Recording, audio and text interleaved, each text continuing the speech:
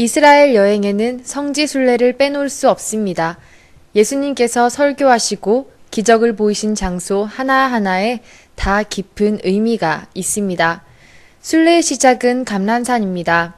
해발 830m의 낮은 산인 감람산에서는 예수님께서 제자들에게 주기도문을 가르쳐준 주기도문 교회, 예수께서 승천하셨다고 전해지는 승천돔, 땀방울이 핏방울이 되도록 기도하셨다는 겟세마네 교회 등이 있습니다.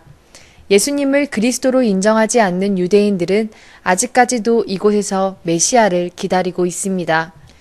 감람산 옆쪽으로 예수님께서 기도하셨던 장소가 있습니다.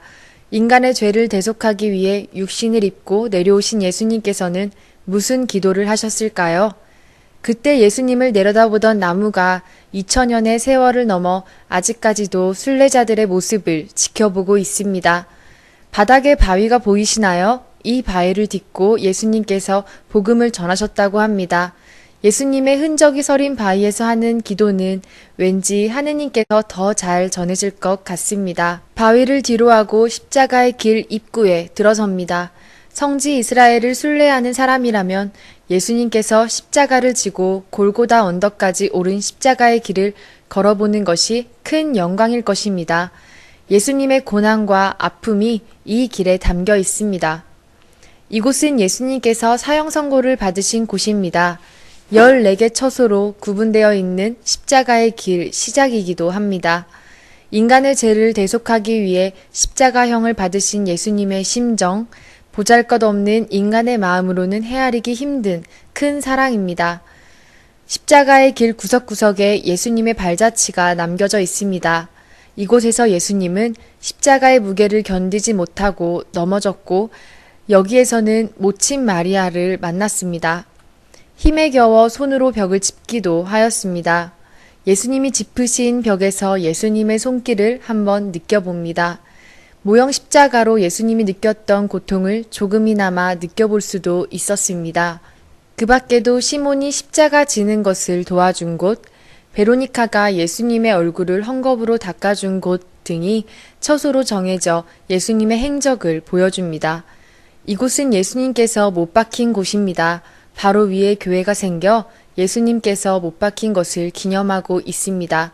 긴 순례자들을 줄을 기다려 예수님이 못 박힌 흔적을 느끼며 기도해 봅니다. 예수님의 신체를 염한 장소도 순례객들의 발걸음이 끊이질 않습니다. 예수님의 신체와 조금이라도 가까워지고 싶은 마음일까요? 순례자들은 이곳에 입을 맞추고 기도를 드립니다.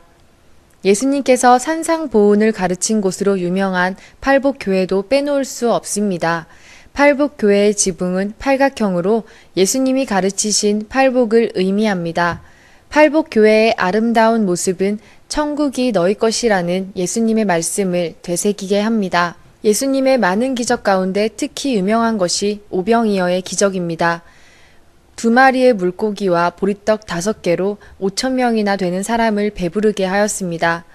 이것을 모자이크로 만든 것이 발견되어 큰 교회를 세운 것이 오병이어 교회의 시작입니다. 기적을 기념하는 교회에서 기적의 일부가 되는 기분을 맛봅니다. 2000년의 세월이 지났지만 예수님을 직접 만나는 기분이 듭니다. 성지의 나라 이스라엘에서 시대를 넘어 예수님을 만났습니다.